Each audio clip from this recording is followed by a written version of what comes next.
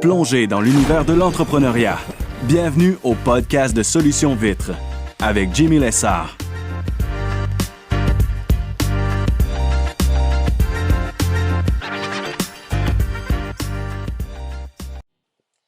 Épisode numéro 40 de Solutions Vitres qui s'intitule La mise au point.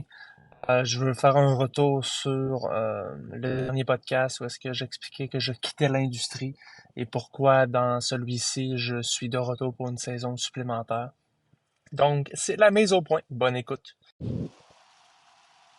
Excellent, bonjour à tous. Alors, je vais parler aujourd'hui du pourquoi je suis de retour pour une saison 2024 entretien extérieur à la page de vitre.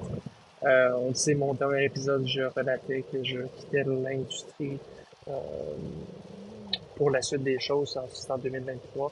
Donc, mon plan initial était de terminer la saison 2023, de vendre l'entreprise, de quitter l'industrie. La suite des choses a fait en sorte que, bon, j'ai affiché. Les offres que j'ai eues ne me satisfaisaient pas, que ce soit du point de vue réaliste ou de la valeur réelle de l'entreprise, selon moi. Donc, grosso modo, comment ça se passe là-dedans, c'est que même si tu affiches ton chiffre d'affaires, si tu affiches tes revenus, qui est-ce qui est en mesure d'acheter, ben, appelons-le comme ça, une entreprise comme ça va être les plus gros joueurs de l'industrie. Puis eux autres, ils veulent pas ton entreprise. Ce qu'ils veulent, en réalité, c'est ta clientèle. Puis je me mets à leur place, c'est la même chose que je voudrais. Donc, on est entre deux dans le sens où est-ce que c'est un petit peu trop gros pour quelqu'un qui commence, qui dit, OK, je rachète toute la structure, comment c'est-à-dire le brand Solution Vite, j'achète le nom, je fais le nom de domaine, je garde le même site internet et je reprends, en termes de reprenariat, c'est pas vraiment ça là-dedans pour les entreprises de ce niveau-là qui veulent dire, OK, regarde, je fais acquisition de Solution Vite. Il y a tout le temps des pourparlers, c'est-à-dire qu'on peut faire plein de choses. On peut dire, regarde, on vous fait une transition, ça va être maintenant lavage des vitres X qui va s'occuper de vous autres. Puis tu peux faire un prix de vente là-dessus, puis tu peux faire bien des affaires malgré tout. Mais règle générale, c'est pas l'entreprise que tu vends comme que tu vas vendre. Ta clientèle, ton mailing list, vraiment le, je veux pas dire le non fondé, mais le non tangible plutôt, parce que c'est pas ton emplacement, c'est pas tes camions, c'est pas ton équipement qu'ils veulent, c'est juste ta clientèle, puis je me mets à leur place, c'est la même chose que je fais. Donc ça, il n'y a aucun problème là-dessus. Les offres que j'ai eues, c'est des très bonnes offres. Donc ceux qui m'ont fait des offres, peu importe, qui écoutent, merci. J'ai apprécié échanger avec vous autres. C'est juste de mon point de vue à comprendre que ce soit le montant ou que ce soit une offre telle que j'ai reçue de OK, on fait une transition, on annonce à tous les clients que maintenant c'est Lavage de vitre X qui prend la relève, ça va être comme ça. Le prix ne m'intéresse pas. C'est-à-dire que je sais qu'est-ce que j'ai entre les mains. Je veux pas être irréaliste non plus là-dedans, aucunement. Mais les offres que j'ai eues sont de très bonnes offres, considérant la réalité des choses. Je me mets à leur place. Est-ce que j'en vais faire plus? Est-ce que je me dis, il y a une entreprise là, qui ils se mettent à vendre, je suis intéressé, je fais la même chose que ce que ces entreprises-là ont fait. Je suis pas mieux qu'un autre là-dessus. Je ferais la même chose. Donc, pour ça, je dis, c'est comme, ça n'a pas été une mauvaise réponse, ça n'a pas été des mauvaises offres, puis il n'y a pas eu de manque de respect dans tout ça. C'est ultimement, Colin, c'est comme ça. Donc, ce que j'ai eu, le retour sur investissement ne me satisfaisait pas, ne m'intéressait pas. Par exemple, la petite somme, j'aurais pu la laisser aller. Si j'aurais vraiment voulu dire, OK, regarde, je m'en débarrasse, je tourne la page, mais j'aurais trouvé que c'est trop donné un cadeau. C'est trop donné. Euh, Ça vaut plus que ça. Puis je veux pas être irréaliste, penser que ça vaut des millions, loin de là. Ce n'est pas le cas, mais euh, ça vaut plus que ça. Puis le montant qui m'a été offert ne correspondait pas avec mes attentes. Donc, tout simplement, puis j'aurais pu le laisser aller là-dessus, puis dire, regarde, tourne la page. Puis je passe à autre chose. Mais dans mon point de vue à moi, de mon livre à moi, c'est comme, c'est bien beau de faire des cadeaux dans la vie, mais il y a des limites, là, à un certain point, de dire, regarde, je te donne ça, puis j'ai ça en retour. Je m'aurais pas respecté moi-même. J'aurais pas non plus respecté l'industrie du lavage de vitre. J'aurais pas respecté ce que j'ai bâti depuis 2018. Avec Lavage de vitre Québec, avec le groupe Facebook, avec justement le podcast. T'sais, on est au point où est-ce que ça me permet de réaliser, OK, dans cette industrie-là, puis c'est valide pour n'importe qui va écouter aujourd'hui, qui veut, à un certain moment donné, dire, OK, regarde, je fais ça pendant 2, 3 ans, puis après ça, je vais avoir un change de projet. Il n'y a pas de trouble. C'est la réalité des choses, c'est soit que vous allez c'est pas la donner, mais vous allez pas, ça va être quasiment un cadeau, encore une fois, parce que dans votre livre à vous autres, ça va valoir plus que ça c'est sûr. Fait que c'est soit que, OK, regarde, je tourne la page, je la donne à ce prix-là, je ramasse ça, puis pour fucking plus. T'entends? Ou je reste pogné avec. Fait que c'est comme, moi, dans mon livre à moi, les offres que j'ai reçues, comme je disais, qu'est-ce que cet argent-là, même, là, je la fais en, en dedans de 3 semaines, là. Ce que tu m'offres pour mon entreprise, hein, je me mets à l'ouvrage demain matin, je me remets à relancer des clients, je fais ça, puis je vais chercher ce montant-là en 3 semaines. 3 semaines, un mois et demi, même peut-être moins que ça, réalistiquement. Donc, à ce moment-là, qu'est-ce qu'on fait par rapport à ça? C'est de dire, regarde, j'ai pas d'autre choix que d'être réaliste, de dire, je vais le garder, puis je vais continuer dans cette voie-là, puis on verra où ça mènera. Plutôt que de donner, j'aime mieux, OK, cet argent-là, regarde, c'est pas du fuck you money, parce qu'en réalité, moi, je suis capable de le faire. Attends, j'ai l'équipement, j'ai tout, j'ai déjà tout, tu sais, fait que pour cette somme-là, tu me dis, regarde, c'est soit t'as laisses aller à ce prix-là, ou tu fais 3 semaines d'ouvrage, tu as le même prix. Chris, tu caves, là. Tu caves me faire 3 semaines, les yeux fermés, puis je cache le même nombre d'argent. Fait que, ultimement, qu'est-ce qui m'aurait fait changer de décision? Oui, c'est un revenu supplémentaire. Là-dessus, de dire, regarde, donne-moi le double, le triple, le quadruple, là, je vais te la vendre. Mais je me mets dans la pause de ce monde-là, j'aurais fait la même chose. Donc, l'idée, ce qu'il faut comprendre derrière ça, c'est que c'est très difficile de dire que tu vas être capable de vendre ton entreprise à la juste valeur que ça a, selon le marché de l'entretien extérieur du lavage de vitres. On se comprend là-dessus, là. C'est la réalité des choses. Fait qu'il faut vraiment penser si votre plan de match, votre porte de sortie, c'est-à-dire dans 2, 3 ans, je quitte. Je dirais, allez pas me chercher des paiements, allez pas me chercher des trucks, allez pas chercher de l'inventaire, puis toute la patente dans 3 ans je quitte, parce que ça va être ça qui va vous attendre. Ça va être les plus gros joueurs qui vont dire, alright, donne-moi, je te fais un prix, voici, tu le veux-tu, tu le veux-tu pas. Puis de leur point de vue, en tant que gros joueur plus, ils ont fuck all à perdre. Fait que ça va peut-être être avantageux pour le plus gros, comme je l'ai tout le temps dit dans mon podcast. Tu as avantage à être plus gros que plus petit, sur tous les aspects des choses. Donc, ce qui vous attend, c'est ça. Oui, il y a moyen de quitter, de dire on tourne la page. 100%, c'est possible. Mais ça va être, on la laisse partir pour une somme qui est modique. Qui, pour moi, je peux pas me regarder dans le miroir puis dire, OK, j'ai fait un bon move. Je te dis, je fais 3 semaines d'ouvrage. J'ai le même cash que j'aurais eu. Ouais. Je sais la valeur de cette clientèle-là, de cette valeur-là, ajoutée dans une entreprise qui soit grosse, petite, peu importe. On parle de x10, x30, x40. Là. Je ne sais pas à quel point on peut faire des fois là-dedans, là, mais fait à ce moment-là, selon mon objectif, pas mon objectif, mais mon point de vue, regarde, alright, merci beaucoup des offres. Ça a été très apprécié. Ça m'a permis justement de voir cet aspect-là. Puis qu'est-ce qu'il y en a? Parce qu'on se le cachera pas, hein, l'entretien extérieur, lavage de vitres. Là, on a une saison qui est un petit peu particulière. On est en 2 mars, il fait 5 degrés dehors, il pleut, à la suite. Il y en a qui disent que la saison n'aura jamais terminé. C'est vrai. Il y en a qui lavaient des fenêtres au mois de décembre. Il a fait chaud, on n'a pas eu d'hiver. C'est exceptionnel, c'est la première fois en je sais pas combien de temps. Donc, Règle générale, il y a de la neige l'hiver. Règle générale, il y a des tempêtes de neige. Puis on ne peut pas laver des jours. En plein mois de janvier, en plein mois de février, en résidentiel. Fait qu'il faut voir quelle est la prochaine tournure avec ça.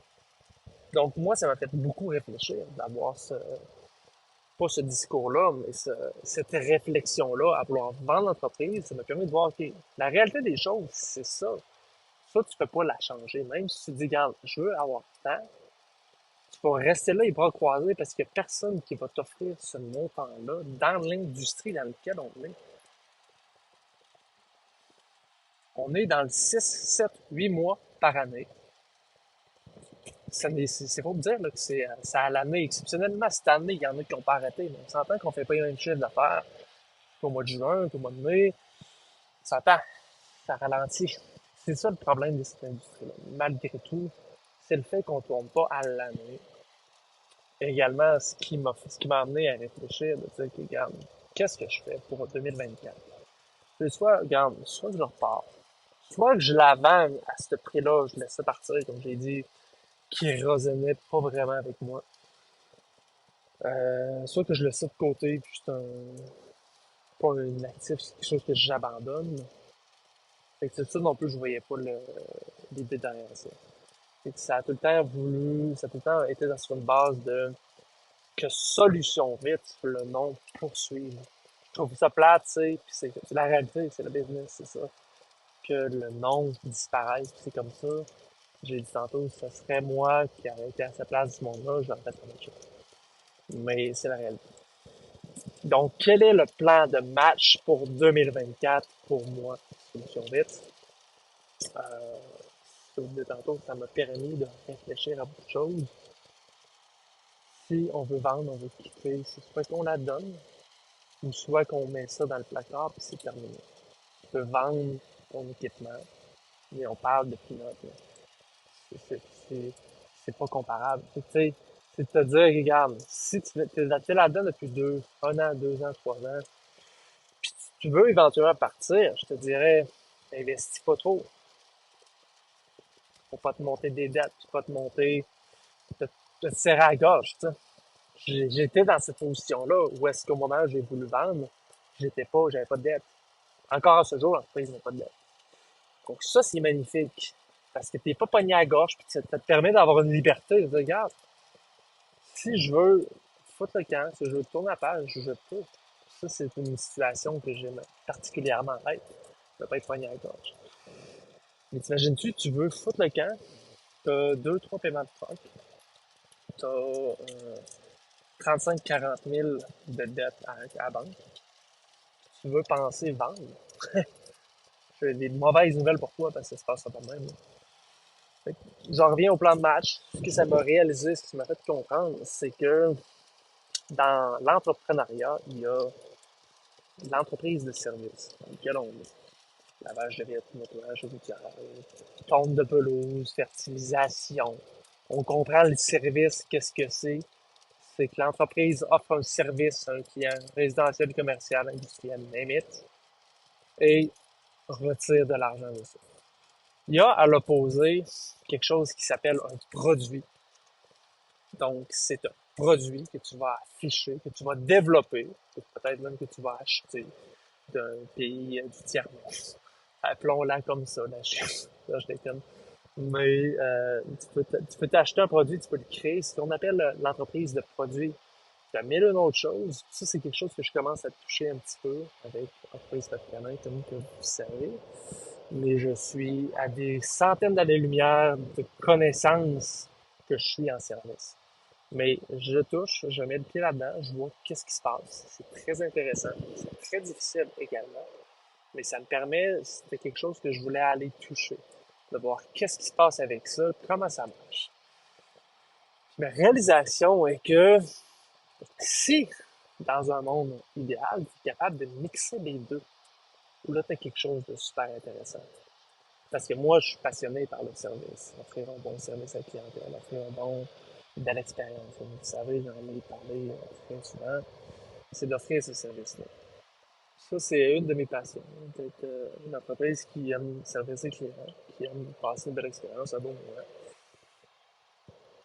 Oups. Puis, si tu es capable de combiner ça, le problème de l'entretien extérieur, en tant que tel, dans ce qu'on est, c'est qu'on a juste...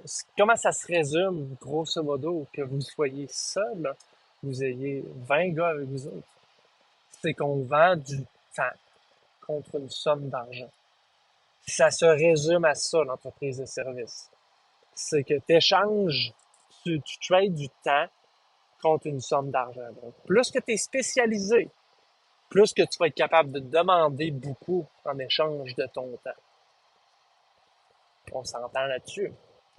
Un lavage de vitres, un nettoyage de gouttière. Quand je lavage de vitres, je peux y aller dans un lavage de vitres extérieur qui est encore moins spécialisé que de l'intérieur. Mais plus que tu diminues ta nécessité technique, automatiquement va diminuer le prix que tu vas être capable de vendre ton service. Ça se résume simplement à ça, le service extérieur à l'entretien.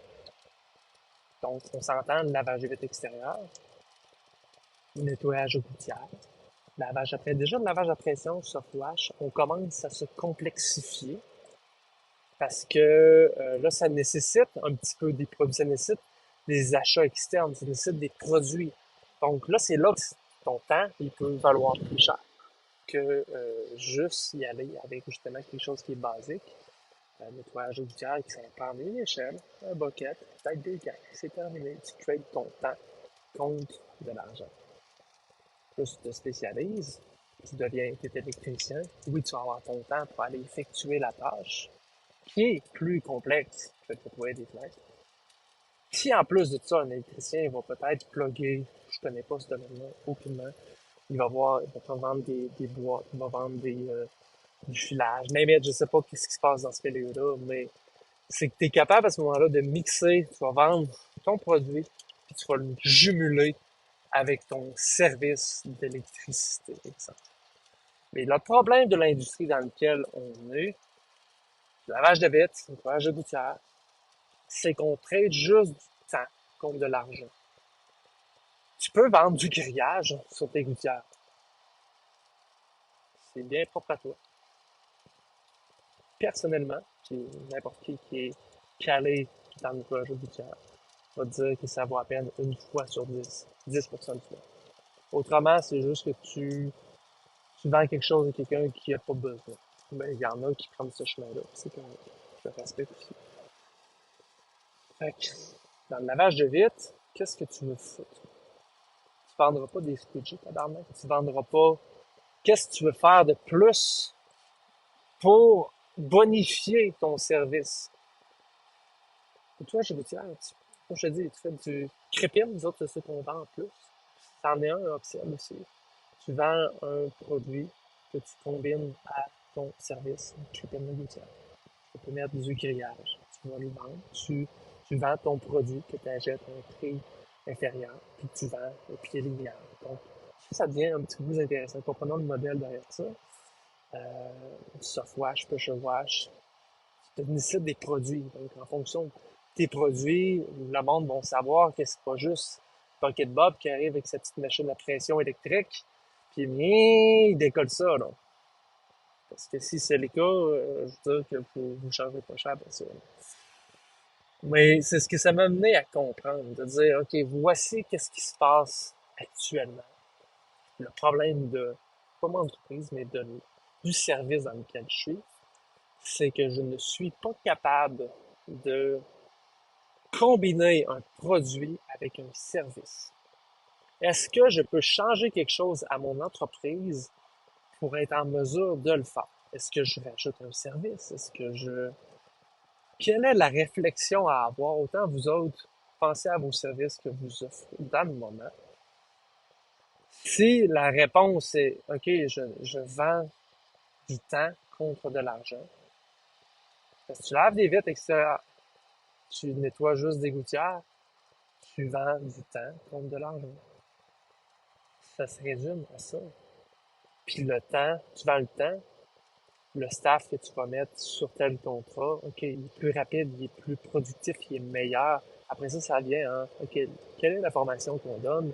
OK, on est plus rapide, on est meilleur, tu sais, donc, c'est pas donné non plus comme, comme idée d'entreprise, tu sais. C'est après ça, ta formation. Qu'est-ce qui va faire que le client va te rappeler? C'est plein de choses, mais grosso modo, de manière générale, ça se résume à vendre du temps contre de l'argent. C'est ça qui est le bug que j'ai le plus avec l'entretien extérieur. Que tu fasses des pelouses, que tu fasses du fouet. Tu vends du temps contre de l'argent. Là où est-ce que ça devient intéressant, tu prends le service. Tu t'en vas dans l'aménagement paysager. OK, je vais vendre des blocs de pavés, je vais monter, je vais créer des aménagements paysagers pour le client. Tu peux offrir, tu sais, je parle avec vous autres en même temps, puis je délivre, je réfléchis au même moment. Tu pars, tu t'es parti de ta petite business de tombe de pelouse, tu es rendu à 3-4 cas, fine. Tu te rends bien compte, Chris, que tu vends du temps contre de l'argent. C'est ça qui se passe. Maintenant, tu dis, regarde, quel est le service connexe que je peux offrir pour que je grossisse mon chiffre d'affaires? L'aménagement paysager, je vais faire de la fertilisation. C'est deux, je pense rapidement comme ça, deux choses. Mettons qu'on prend le chemin de l'aménagement paysager. OK. Maintenant, tu as tes clients qui ils prennent soin de leur maison, de leur pelouse.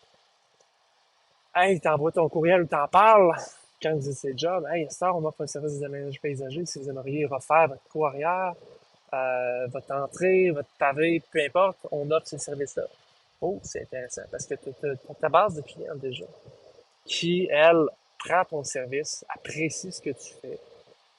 Puis, si elle prend le soin de faire couper sa pelouse, faire entretenir sa pelouse, elle prend déjà plus soin que la majorité des gens son gazon, son paysage, le visuel de la chose. Donc, tu as plus de chances d'y aller dans cet aspect-là. Donc, OK, maintenant, on va refaire le terrassement arrière de Madame Dubé.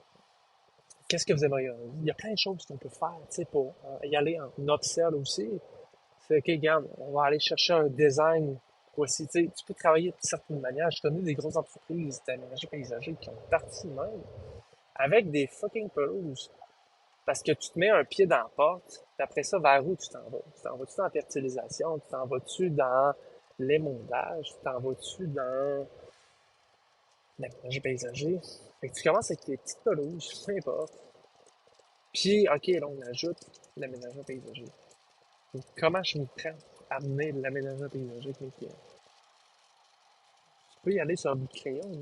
Comme je dis, je veux pas trop m'embarquer là-dedans parce que je ne connais pas suffisamment ce dossier-là. Fait que j'aime mieux pas parler sur un dossier que je connais pas. Mais tu peux y aller avec des designers d'extérieur, puis tu travailles. Ça devient un petit peu connexe, tu sais, à la construction parce que tu vas travailler avec d'autres corps de métier. Tu vas travailler avec un designer, tu vas travailler avec OK, qui va être mon fournisseur de blocs de pavé, par exemple? Qui va être, limite, tu vas avoir besoin de machinerie, ça va être location d'outils Beauport, location Saint-Place, qui va, avec qui tu vas travailler. Tu sais, tu comprends-tu? Tu complexifies ton entreprise. Tu t'as complexifié au point que tu es encore capable de gérer ça. Et, plus que tu vas complexifier quelque chose, plus que le retour sur l'effort, l'investissement va être important. Il faut comprendre ça. Si tu n'as pas de complexité dans ton entreprise, à aucun niveau, on offre un lavage de vitre extérieure, on arrive chez vous, on lave vos vitres, next. On en fait 8-9 dans une journée. C'est rinse and repeat tout le temps. Tout ce que tu fais, c'est que tu trades ton argent contre du temps. Fait après ça, ta seule manière de t'en sortir et de grossir, c'est d'avoir plus de clients, puis d'optimiser ton service de lavage de vitre extérieure. OK, on va maximiser les camions comme ils sont montés, bâtis, pardon. On va maximiser la formation du staff sur comment s'y prendre, mais ça va s'arrêter là. Parce que t'as bien beau être maximisé, après ça, c'est ton nombre de clients, puis c'est de dupliquer ça. Mais tu comprends-tu qu'un aménagement paysager, tu tombes à la pelouse de la personne, Puis elle décide, t'es tombé sur le jackpot, là. Elle dit, je mets 100 000 sur ma cour en arrière. Chris, tu seras pas là, tu vas être là une couple de jours, là, pour créer ce projet-là. Ça va être du temps, ça va être une complexification. OK, comment vous voulez ça? Il y a plein de choses. Donc, ça se complexifie. On sort de la zone de jetons des pelouses. On offre encore le service, mais maintenant, on offre un design d'aménageur paysager. Puis, en tant qu'entreprise qui gère l'aménageur paysager, vous êtes un petit peu un contributeur général, ou est-ce que c'est vous qui prenez en charge? OK, bon, j'ai besoin, bon, parfait, avec qui je veux travailler pour être mon designer d'extérieur? Tu travailles avec ça. Puis tu pars de là, puis tu travailles avec tes clientes pour voir qui, on va y aller comme ça, on va bâtir ça. C'est comme ça que ça se met à grossir. C'est avec qui vous choisissez de travailler, avec qui vous choisissez de vous associer. Mais vous, au final, ce que vous êtes un confrecteur général. Vous dites, OK, regarde, la main-d'œuvre, on l'a, on fait ça, mais pour ce qui est du design, vous n'êtes pas une entreprise de design extérieur. Mais vous allez exercer quelqu'un qui le fait. Puis la personne que vous allez choisir pour ça, ça va être un petit peu votre bras droit de l'entreprise. Puis à chaque fois que vous avez une cliente qui veut refaire son ingénieur paysager, vous allez me contacter. Hey, j'ai un projet. Tu penses si on regarde ça avec les clientes le jeudi soir. Voilà.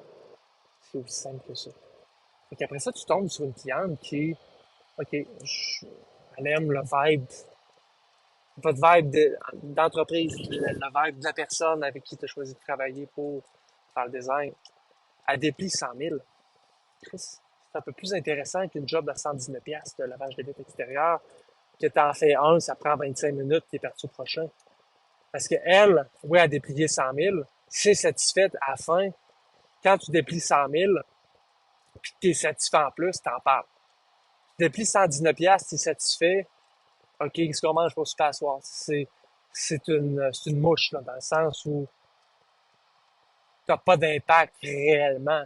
Oui, il est satisfait, mais tu changes pas la vie de la personne. Quand lui, il déplie 100 000, puis qu'il est content parce que tu as fait un beau dans les cours arrière, là, ça devient intéressant, puis il en parle à qui veut bien l'entendre. Fait en réalité, ce qu'il faut comprendre, c'est que tu complexifies beaucoup ton opération, parce que là, OK, je prends en charge de gérer ça. Je trouve ça vraiment intéressant comme idée, comme concept. Donc, ça m'amène à voir, puis je vous lance la réflexion également. Qu'est-ce que vous pouvez faire pour complémenter le service que vous offrez avec le produit? Parce que dans l'exemple que je viens de dire, ça l'est, le game changer. C'est de rajouter un produit. Appelons-le le produit. C'est un produit d'aménagement paysager. Tu amènes des blocs, tu complexifies, on comprend l'idée. Tes produits, là, mais vous savez ce que je veux dire. Donc, c'est ça vraiment l'idée. Qu'est-ce qu'on peut ajouter, si vous pouvez ajouter à votre entreprise actuelle pour aller augmenter le panier d'achat, pour grossir un petit peu le rayon des choses que vous faites. Puis c'est pas obligé, c'est pas vous autres qui allez être le designer extérieur, par exemple, je ne sais pas. Mais vous allez vous associer avec quelqu'un qui, OK, dit, oh, j'ai des clients, on te les envoie tous, on travaille ensemble, on est main dans la main là-dedans dans ce projet-là. Fait que, designer extérieur, il fait son cash, je fais le tien. C'est même que c'est grossi. Mais dans le problème de l'entretien extérieur, j'essaie encore à ce jour de me dire comment, avec les services que j'offre, je pourrais aller combiner un produit avec ça. Comme j'ai dit tantôt, extérieur gouttière, tu peux étendre du protège-feuille. Personnellement, n'importe qui, si t'es là-dedans, puis t'es sincère, tu sais très bien comme moi. Ça va suivre encore dans 90% du temps. Fait que j'essaie de penser sérieusement au lavage de vitre intérieur et extérieur. On va juste s'arrêter au lavage de vitre. Qu'est-ce qu'on pourrait ajouter pour que ça devienne intéressant pour le client?